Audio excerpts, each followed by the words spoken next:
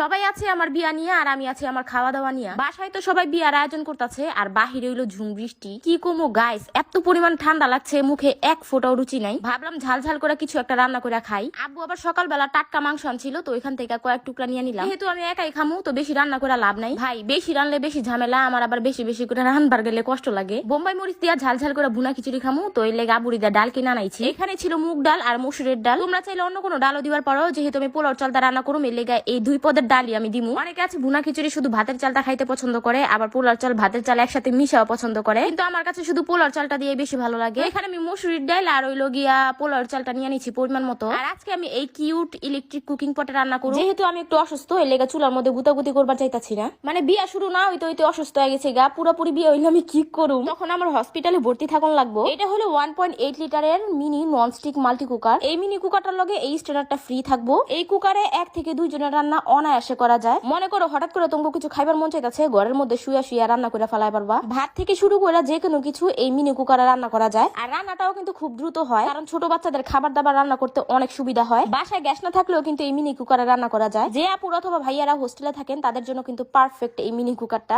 Girls dish সব পেজের থেকে কিন্তু আমি এই মিনি কুকারটা অর্ডার করছিলাম। এই পেজে থেকে মিনি কুকারটা অর্ডার করলে কিন্তু সারা বাংলাদেশে delivery charge free. Girls dish শপের পেজের নামটা কিন্তু আমি ক্যাপশন আর কমেন্টে মেনশন করে দিয়েছি, তোমরা চাইলে অর্ডার করতে পারো। তো গাইসের ঘরে গাইস তোমরা তো দেখবারই পারলা, প্রথমে আমি মুগ ডালটা সুন্দর করে ভাইজা, তারপর হইলো যে পোলার চাল, তারপর হইলো ডাল, সবকিছু একসাথে ভালোভাবে পরিষ্কার করে ধুয়ে নিচ্ছি। তো এখানে আমি প্রথমে তেল দিয়ে, তারপর ওটার মধ্যে দারচিনি এলাচ তেজপাতা দিয়ে হালকা একটু ভাজার পরে দিয়ে দিচ্ছি পেঁয়াজ। পেঁয়াজটা ভাজা হয়ে গেলে এখানে আমি আদা রসুন বাটা, মরিচের গুঁড়া, হলুদের গুঁড়া, একটুখানি ধইনা গুঁড়া, একটুখানি জিরা গুঁড়া, পরিমাণ মতো লবণ, তারপরে একটুখানি পানি দিয়ে মশলাটা সুন্দর করে কষা নিচ্ছি, যেটা তোমরা দেখবারই পারছো। আমরা যে গরুর মাংস গুলা কাইটা ঝরা রাখছিলাম ওগুলো এখানে দিয়ে দিমু। আমি এখানে রান্না করতেছিলাম, আমার মনটা কইতাছিল যে কোন সময় খামু কোন সময় খামু, মানে আমার মুখে একটু রুচি নাই, বিশ্বাস করো। বোম্বাই মরিচ দিয়ে ঝাল ঝাল করে মা খায়া তারপরে একটুখানি আচার নিয়ে কোন সময় যে আমি খামু। তো মাংসটা ভালোভাবে নরম নরম করে কষা নিচ্ছি। পোলার চাল ডাল এগুলা ধুয়ে আমি ভালোভাবে ঝরা রাখছিলাম, ওগুলা দিয়ে দিলাম, দিয়া তারপরে ভালোভাবে ভাজা নিমু। মানে এই মিনি কুকারটা এত সুন্দর রান্না হইতাছে, যেটা তোমরা দেখবারই পারতাছো। আমি কিচেনে রান্নাছি, কারণ এই যে তরকারি মুরকারি জানি কোনো জায়গায় ছিটা না যায়, কিন্তু তোমরা চাইলে তোমাদের বেডরুমে রান্না করবার পারবা। কোনো জায়গায় ছিটা গেলে